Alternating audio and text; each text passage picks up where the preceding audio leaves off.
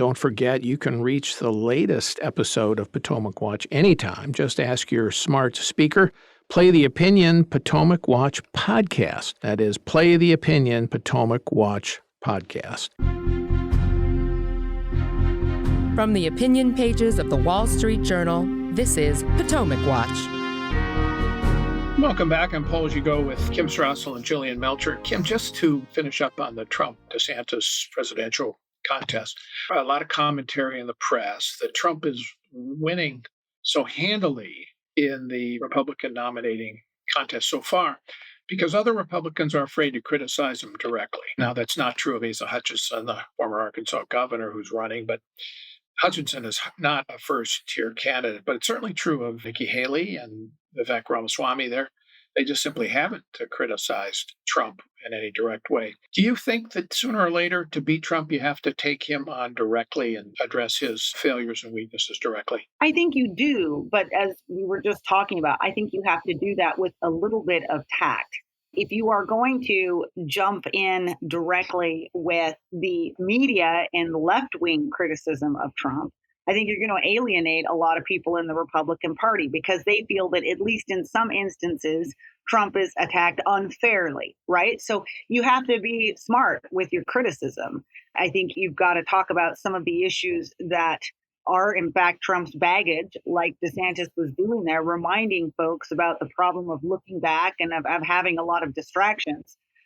But I don't think you go after him by bringing up the Stormy Daniels issue all the time. He's colluding with Russia or any of the other things that the left has brought up, because then you could do more damage to yourself. I agree with that. All right. Thanks. Lots more to come on this, of course, and we await DeSantis getting into the race probably within a couple of weeks. All right. Let's turn to Turkey's election on Sunday. President Erdogan leads against the opposition, which is united behind Kemal Kilicdaroglu. Jillian, if I pronounced that correctly, 49.5% to 44.9%. But the key point is that neither candidate got 50%.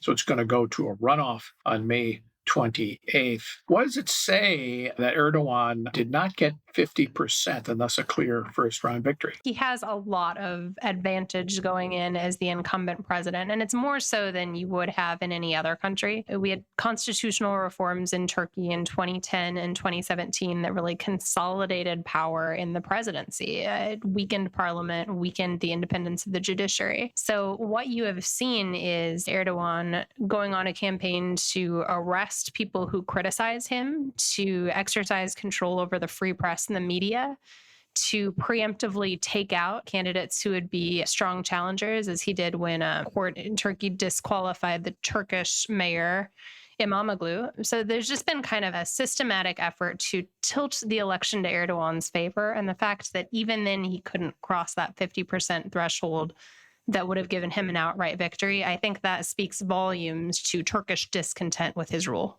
Almost complete dominance of the public airwaves by Erdogan and his AKP party, particularly the television, but the press, newspapers have also been intimidated over the years, have they not? You're absolutely right. And in October, you saw the AKP push through a disinformation law. So if the government deems you guilty of spreading disinformation, you face up to 4.5 years of prison. That same legislation actually also allows the government to order online publications to take down content that it deems disinformation and to run state-ordered corrections. So the control over the media is very comprehensive. And disinformation is in the eye of the government beholder, correct? That is correct. Yeah. All right. So dissatisfaction runs deep in the economy, inflation running upwards now close to 50% after having been 80% for a while. I guess that's the main source of dissatisfaction. Also, some of the authoritarian trends of Erdogan over his 20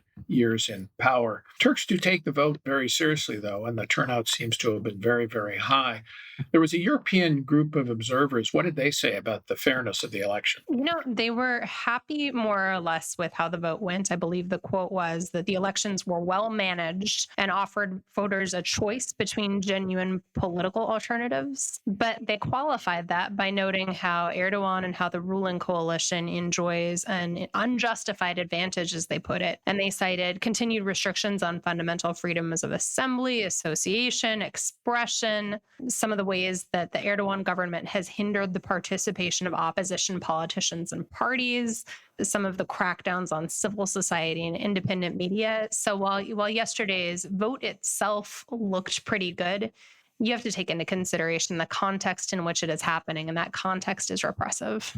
The implications of this runoff, it's going to be hard, is it not, for the opposition to get over 50%, I think. Opposition candidates coming down from 45%. A third-party candidate, a nationalist, picked up the difference in this first round. But do you think most of those will go to the opposition or to Erdogan? Well, I think that's a question right now. And the other one is how demoralized the opposition is right now. I mean, if it kind of goes both ways. I mean, if you look at just on a provincial level, Erdogan actually performed a lot worse than he did during the last presidential elections in 2018. But then if you look at parliament, which was also up for election on Sunday, all 600 seats, you saw a really interesting dynamic there where the AKP was on track to lose about 18 seats. But the ruling coalition, nonetheless, is on track to maintain a narrow majority. And that becomes really important in this presidential system that Erdogan has established, because the president can issue decrees on political, economic, social issues. And the only way for parliament to overturn that is with 301, so half of the votes.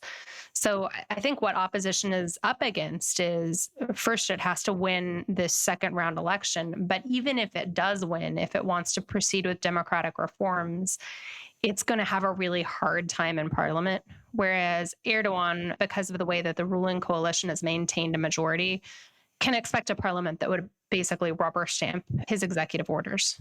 Kim, Erdogan's been a difficult ally of the United States. He has supplied missile defense systems from Russia over U.S. objections. And in response, the U.S. is still denying him sale of F-35 jets, although we've offered to sell him more F-16s. He also has blocked Sweden's admission to NATO, at least so far, allowed Finland to enter, but not Sweden. The U.S. is hoping that after the election, one way or another, that Turkish blockade of Sweden will end. And the opposition has promised to have better relationships with NATO and the EU and the United States. Yeah, absolutely. And look, there is some hope that some of this was posturing by Erdogan going into the election, much more focused on domestic concerns rather than international relations. Maybe with the pressure of this election over, some of that dynamic might change. The reality is that the United States sees a lot of potential upside if the opposition party were to get in. They have promised better relations. And obviously, as Jillian was saying too, they've talked a lot about more democratic reforms. Turkey's become very concerning under Erdogan in the last decades in terms of really the incremental way in some ways, but the steady march of really becoming a more repressive country. So the stakes here are really high. We will see. I think I'm with Jillian that it's going to be a very tough thing. You mentioned that third party, the nationalist candidate. There's some interesting dynamics there right now. He suggested he might throw his support behind the opposition, but only in return for some promises that may be very difficult for the opposition to comply with. So this is still going to be a really tight race going into May 28th. And like I mentioned, the stakes are pretty high. Jillian, give us your best guess what's going to happen. See, that's quite tricky. What I would be keeping my eye on, though, is Erdogan has 2 weeks in which to try to disrupt the election or sway it to his advantage. And he has an enormous amount of power to attempt to do that. I think everybody's looking at that and asking the question, if he loses, will he step down? You know, it's so tight right now. It was fascinating watching the results rolling in over the last about 24 hours. They were quite contested, quite close, narrow margins. So I think this is up for grabs. But my prediction would be, even if opposition wins, democratic reform is going to be extraordinarily challenging. And of course, Erdogan at the end of the campaign actually said that he ran against Joe Biden, saying Biden and the U.S. wanted him to lose, even though I think from everything I've seen, the U.S. has stayed scrupulously out of the race. Have you seen anything different, Jillian?